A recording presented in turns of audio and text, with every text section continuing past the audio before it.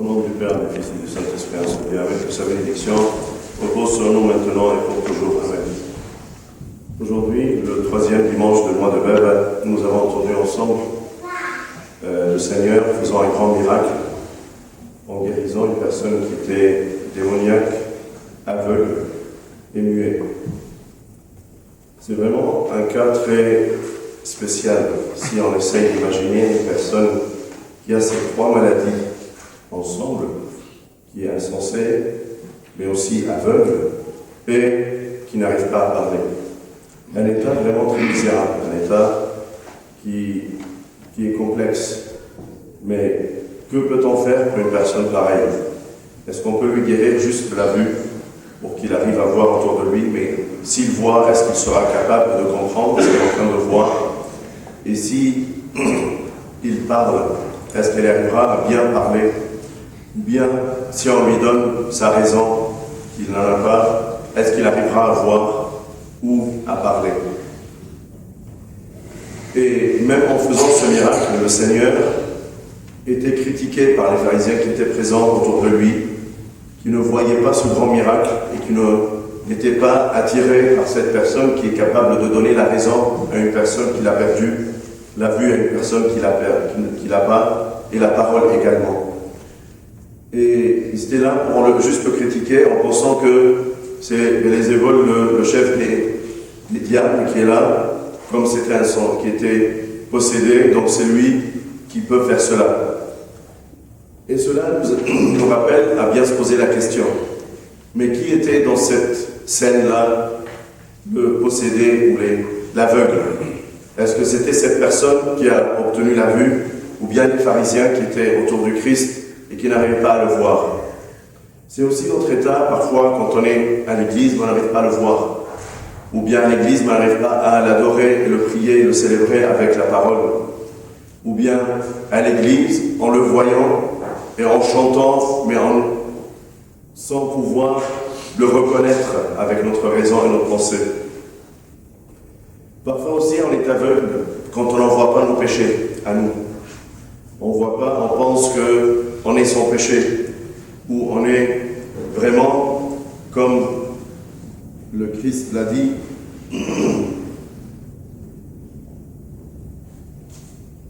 Une fois, en disant que celui qui va penser qui est sans péché, il est vraiment une personne qui pense, celui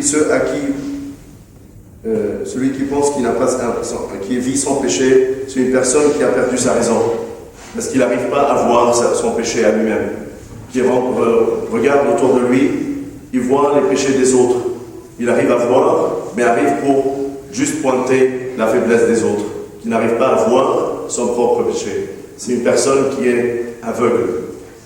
Et du coup, il ne profite pas du pardon du Christ qui nous a offert sur sa croix. On peut être devant sa croix, mais comme le larron qui était à sa gauche, en disant « Mais si tu es le Fils de Dieu, descends de la croix ». Mais le bon larron qui était à sa droite, il avait la vue et la raison et la parole qui lui ont permis de lui dire « Seigneur, souviens-toi de moi dans ton royaume » et d'annoncer avec foi qu'il est le Fils de Dieu. On peut avoir la vision, la parole et la raison, mais on ne profite pas de cela. On a le pardon du Christ qui nous a été offert sur sa croix, mais qui en profite? Qui vraiment profite de ce pardon-là? Qui est vraiment capable d'aller vers lui pour lui demandant pardon? Mais très peu le font, très peu sont conscients de le faire. On dit mais c'est pas grave de se confesser, de se repentir, on met ça plus tard, à une autre occasion, en pensant qu'on aura ça plus tard, c'est pas grave, j'ai pas un péché grave. Mais c'est comme une personne dont les parents lui ont laissé une grande somme dans une banque. Et lui, il se croit très riche, mais il n'a rien entre ses mains. Il touche rien de cette richesse-là. Il pense qu'il a trop d'argent, qu'il a ce qu'il lui faut, mais il n'a rien entre les mains, il n'est pas capable de payer ses factures, parce qu'il ne va pas chercher cet argent. Il ne se connecte pas pour profiter de cette richesse-là. C'est comme une personne qui est éloignée de l'Église, il ne cherche pas à se connecter avec le Seigneur pour profiter de la richesse qu'il lui a laissée dans cette Église, tous les sacrements qu'il lui a donnés dans cette Église, il est loin d'en profiter vraiment d'une manière correcte. Il ne vient pas pour recevoir ce pardon-là. Il vient, peut-être il fait la queue pour prendre la communion, mais il n'est pas conscient de ce que cette communion lui offre. Il n'est pas conscient qu'il doit se confesser pour être digne de communier de ses oblations. Il a perdu cette conscience et cette raison qui lui permet de voir son péché. Mais pour savoir comment peut-on obtenir ce pardon-là, on peut reconnaître ensemble les 7 conditions qui nous permettent de l'avoir. D'abord, si on revient à l'Ancien Testament, on peut voir Samuel qui est allé voir Saül, le roi, après une conquête contre les Amalek, à qui il lui a demandé le Seigneur, une fois qu'il l'a oint, de les exterminer et de ne rien prendre de cette richesse-là, parce qu'il symbolisait le péché qui devait sortir d'Israël. Mais Saül, une fois qu'il a gagné cette guerre, qu'est-ce qu'il a pensé faire? De garder pour lui les meilleurs de cette richesse-là, et même le roi d'Amalek, il l'a gardé. Il a cherché à faire une paix avec lui. C'est Samuel qui est allé vers lui en lui disant: mais qu'est-ce que tu as fait? Pourquoi tu n'as pas écouté le Seigneur? C'est à ce moment-là que Saül a cherché à confesser, à annoncer ses péchés, à dire: ah oui, mais tu sais, j'ai fait ça parce que le peuple m'a dit de faire. Il a cherché aussi à se justifier, de dire: j'ai fait ça parce que le peuple a pensé de présenter des offrandes au Seigneur. Il a volé, mais il pense que ce qu'il a volé, il peut l'offrir à Dieu. Il peut lui donner. Et en plus, il n'avait aucun sentiment de repentir.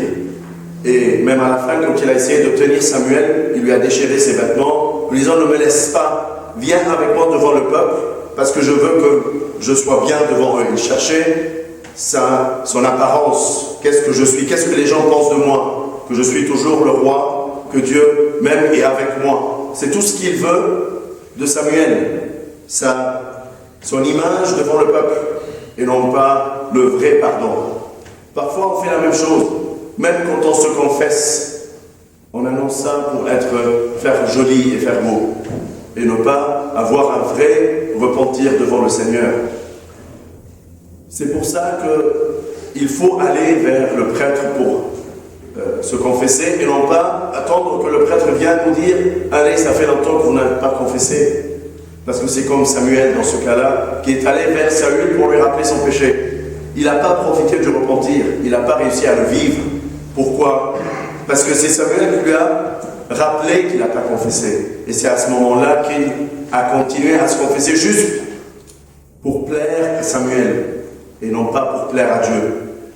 Toujours on cherche à plaire au monde, à plaire à notre société, à faire beau et faire joli autour de nous, que les gens pensent bien de nous et qu'ils disent des bonnes paroles. Mais est-ce qu'on pense à plaire à Dieu? L'objectif de notre vie, c'est pas plaire aux gens avec qui on vit, mais plutôt à plaire à Dieu. Donc soyez attentifs, confessez-vous avec foi, avec un repentir, avec une attention et une recherche du pardon de Dieu. Aussi, si vous vous confessez, il faut le faire aussi en pardonnant aux autres. Parce qu'on peut lire dans Matthieu 6, si vous pardonnez aux hommes leurs offenses, votre Père Céleste vous pardonnera aussi. Mais si vous ne pardonnez pas aux hommes, votre Père ne vous pardonnera pas non plus vos offenses. Donc tu dois t'approcher de Dieu pour te confesser avec foi, avec un bon repentir. C'est toi qui vas vers le prêtre pour te confesser, et tu le fais en pardonnant également aux autres. Tu dois le faire également sans juger. Ne jugez point, si vous ne serez point jugés. Ne condamnez point et vous ne serez point condamnés. Absolvez et vous serez absous. C'est une condition pour être pardonné, c'est de ne pas juger autour de nous. La dernière condition, c'est d'aimer. Parce que quand il a vu la femme pécheresse, le Seigneur, quand il lui a pardonné ses péchés, il a dit: c'est pourquoi je te dis, ses nombreux péchés ont été pardonnés, car elle a beaucoup aimé. Si tu sais comment aimer beaucoup, le Seigneur aussi va t'aimer de la même façon, en te pardonnant tes péchés. Voilà les conditions pour recevoir le pardon, pour ne pas être aveugle face à la croix de Christ. Il ne faut pas être muet devant sa croix, mais il faut annoncer ses péchés et les avouer. Il ne faut pas être insensé, mais plutôt profiter de ce pardon-là et aller vers lui pour lui dire « Seigneur, j'ai besoin que tu me pardonnes mes péchés. Je veux me confesser avec un vrai repentir, une vraie conscience que je veux changer, que je veux passer du mal vers le bien. Je ne vais pas juger, je vais plutôt pardonner et chercher à savoir aimer autour de moi pour que j'ai le pardon que tu veux m'offrir. » Soyez conscient qu'un péché que tu ne confesses pas ne sera pas pardonné. Soyez conscient que si tu n'avoues pas tes péchés, ils ne te seront pas pardonnés. C'est dommage que tu ne profites pas de cette occasion. C'est vraiment une vraie occasion que le Seigneur nous a donnée. Mais est-ce qu'on est conscient d'en profiter? Est-ce qu'on a notre raison et notre parole et on n'est pas aveugle pour aller vers lui, mais annoncer nos péchés et cherchons ce pardon. النهارده احبائي الحد الثالث من شهر باب وفي الانجيل النهارده سمعنا مع بعض معجزه عظيمه جدا، معجزه شفاء انسان كان مجنون اعمى واخرس. فعلا وضع صعب جدا لما نتخيل هذا الانسان المصاب بالعمى وبالخرس وكمان غير عاقل. شيء صعب جدا لما تنظر لهذا الانسان. طب تبقى محتار، طب تصلح ايه فيه؟ هل تديله البصر، تديله النظر؟ طب لما هيشوف هيقدر يفهم اللي هو شايفه؟ طب هيقدر يعبر عن اللي هو شايفه؟ طب لو شاف هيقدر يفهم اللي هو شايفه؟ طب لو اتكلم هيتكلم بحكمه ولا هيقول اي كلام؟ طب لو اديته العقل او الحكمه هل هتكفيه؟ هيقدر يرى ذهنه ويتكلم بطريقه اخرى ولا هو محتاج ايه بالظبط؟ قصاد المعجزه الكبيره دي اللي ربنا كان ساخي فيها وعطى لهذا الانسان البصر والكلام والحكمه، نرى الكتبه والفريسيين اللي كانوا واقفين حواليه واقفين بدل ما ينظروا الى عمل الله العظيم والكبير ازاي ان هو كان قادر ان هو يشفي هذا الانسان ويديله كل الحواس اللي هو كان فاقدها، هم اللي كانوا فعلا بيعانوا من العمى لانهم ما عرفوش شخص المسيح، وكانوا بيعانوا من الخرس لان كلامهم ما كانش كلام سليم، وكانوا بيعانوا بالجنون لانهم كانوا واقفين امام المسيح ومش قادرين يتعرفوا عليه. كتير بنيجي الكنيسه وبنبقى واقفين امامه وهو حاضر معانا على المسبح، لكن احنا مش شايفين وجوده معانا، مش حاسين بقيمته في حياتنا، مش شايفين ومش مستوعبين قد ايه هو عطاياه كتير معانا، مش قادرين ان احنا نشكره ولا نشعر بوجوده في حياتنا، مش قادرين ان احنا نمجده بلساننا ونعترف امامه بخطايانا علشان يكون لينا مغفره الخطايا، مش قادرين نشوفه بالحقيقه مع انه حاضر في وسطنا بذاته وهو موجود علشان يدينا مغفره الخطايا. كتير بنقف نعمل طابور المناوله واحنا مش مستوعبين قد ايه عظمه المسيح اللي حاضر على المسبح اللي هنتناول من جسده ودمه علشان يكون لينا مغفره الخطايا. قد ايه بنيجي الكنيسه واحنا مش بنفكر ان احنا نعترف بخطايانا ولا نعرف ان هو امين وعادل ان هو يغفرها لينا. نتقدم كده ونقول احنا ما بنعملش خطايا، في حين ان الانسان اللي بيفكر او بيشعر ان هو بدون خطيه فانسان فعلا انسان جاهل، انسان مش قادر يشوف حتى جوه قلبه ايه الخطيه اللي هو بيعملها. لو فحص قلبه كده ورجع الى نفسه زي ابن الضال يقول يا كل دي خطايا انا عملتها، ده انا محتاج لمغفره الخطايا. المسيح جه وسفك دمه على الصليب علشان يكون لينا مغفره الخطايا. مين بيروح ناحيه صليب وبياخد من الدم ده ويقول له انا عايز مغفره خطايا؟ زي واحد كده عنده ثروه كبيره سابها له والدين في بنك، لكن عمره ما راح البنك ده ولا عمره سحب من الفلوس دي وبيفكر ان هو غني وعنده كل حاجه. تيجي الفواتير مش عارف يدفعها ازاي، مش عارف حتى ان هو يتصل بالبنك علشان يسدد فواتيره، تلاقي ديون بتكتر، الديون بتتراكم وهو بالرغم ان عنده كل الثراء ده مش قادر يسدد ديونه. زي بالظبط الانسان اللي ربنا اداله الفداء والمغفره الخطايا على الصليب، لكن عمره ما راح علشان يعترف وياخد من الصليب ده مغفره ليه لخطاياه. عنده رصيد كبير لكن عمره ما سحب منه، عمره ما استعمل منه ولا اي حاجه. فده انسان فعلا فاقد البصر، مش شايف عطايا الله ليه ازاي كانت كتيره، مش شايف قد ايه انه قادر ان هو يغفر له خطيته دي. عشان كده تلاقي في شروط لانك تحصل على مغفره الخطايا، انك يكون عندك ايمان ان الله قادر ان هو يغفر لك خطيتك. وتاني حاجه نلاقيها في قصه شاول مع صمويل، بعد ما صمويل مسح شاول الملك وكان خايف في الاول، وبعدين تجاسر واتجرأ وصمويل راح جابه وخلاه ملك. كان اول مهمه المفروض يقوم بيها انه يروح يقاتل عماليق اللي هم كانوا تعبوه في سينا، وخلاص شرهم ظهر امام الله بشكل كبير جدا، وكان مطلوب منه انه يخرج الشر من بين اسرائيل، ان هو يبيد شعب عماليق ده، وقال له ان الشعب ده محرم عليك، ما تقدرش تاخد لا منه غنايم ولا اسرى ولا الملك ولا اي حاجه، لازم تبيده تماما. لكن شاول حليت في عينيه الغنايم، وحلي في عينيه الثراء ده، فابتدى يحتفظ بافضل المواشي وافضل الغنايم اللي خدها، احتفظ بيها لنفسه. وحتى ملك عماليق ما موتوش، لكن احتفظ بيه، يقول لك اصنع مع سلام، هو راجل قوي ممكن ينفع. فابتدى يفكر غلط. نلاقي صمويل راح لشاول وقال ايه اللي انت عملته ده؟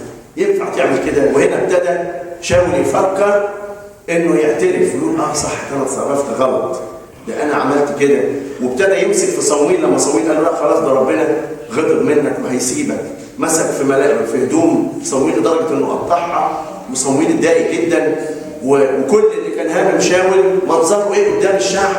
تعال اقف معايا، تعال، ما ينفعش، الشعب هيسيبني، الشعب هيفكر ايه؟ ده انا عملت كده واحتفظت بالغنايم دي عشان الشعب قال لي. يدور على حجج، تيجي تعترف وتقول اصل هو فلان واصل هي علانه، وتقدم حجج واعذار بدل ما تقدم خطيتك تقدم خطايا الناس التانية. اصل الشعب هو اللي قال لي اعمل كده، ده انا كنت هقدم الحاجات دي ذبائح لربنا، وانا سرقت ليه؟ سرقت عشان احط في الكنيسه. ينفع؟ ما ينفعش ابدا. انت تقدم لله افضل ما عندك. شاول كان فاهم الموضوع غلط خالص، فتلاقي ان توبته حتى دي ما فيهاش توبه، اعترافه ده ما فيهوش توبه. عشان كده صمويل ما كانش عارف يقبله منه، مش قادر يقبل منه الكلام اللي بيقوله، لانه كل اللي هم منظره قدام الناس. كتير يبقى كل اللي همك منظري ايه قدام الناس، هيقولوا عليا ايه، هيفكروا ايه، هيشوفوا فيا ايه، هيفكروا انا بتصرف ازاي، هيحكموا عليا ايه. حتى لما تيجي تعترف يفكروا ان انا انسان بار امام الله. تبقى بدل ما انت شايف خطيتك شايف الناس اكتر ما انت شايف المسيح. تدخل الكنيسه بدل ما تشوف حضن الاب والمسيح حاضر في الكنيسه، تبص على الناس حواليك وتشوف يا ترى هيقولوا عليا ايه النهارده، ويا ترى هيفكروا فيا ايه. خليكش زي شاول، خليك ناصح وتقدم لله بتوبه حقيقيه. هو ده اللي مطلوب علشان تاخد مغفره خطايا، ان تقدم توبه علشان يكون ليك غفران لخطاياك، مش ان انت بس المنظر والشكل، ان انا بمارس الاسرار، رحت قعدت مع ابونا عشان اعترف. لا، لازم يكون عندك ايمان ان الله قادر انه يغفر لك خطاياك. لازم انت اللي تروح لابونا، مش ابونا اللي يجي لك عشان يقول لك تعالى اعترف. انت اللي تدور، ما تعملش زي شاول ان صمويل هو اللي راح يدور عليه بيقول له انت عملت ايه غلط. انت اللي يبقى عندك الواعظ من جواك انك عايز تطلع الزباله بتاعتك. ما تسيبش زبالتك في البيت. لو سبت زباله في البيت كام يوم ريحتها تطلع، تبقى مش طايق تخش البيت. طلع زبالتك اول باول، ما تسيبش كده كيس الزباله جوه، لا، طلع واخلي كل ده، لان ربنا بيمسح كل خطاياك دي، يخليها كابيض للتلج، يمسحها، ينساها، ما يفتكرهاش. تقولش ابونا هيفتكر، لان اذا كان الله ذاته بينسى خطايانا، ابونا هيفتكر؟ مستحيل. مين يقدر يفتكر خطايا الناس؟ ده يبقى انسان تعيس. لو هيفكر في خطايا الناس ويفتكرها، ده انسان تعيس، انسان مريض. لكن الانسان العاقل هو اللي بينسى حتى خطاياه اللي اعترف بها امام الله، لان الله مسحها وشالها من سفر حياته خالص.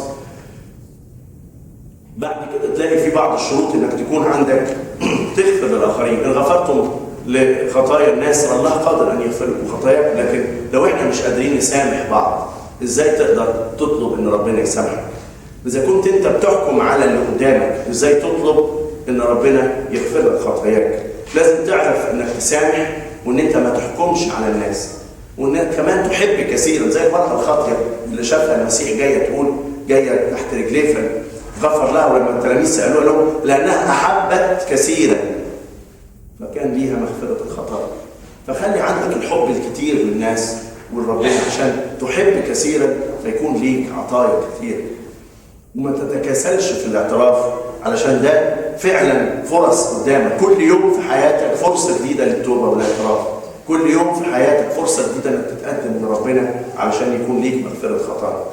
تتقدم كده لربنا، يقول له انا محتاج ان انا اكون معاك باستمرار، اكون ليا غفران لخطاياي الكثيره.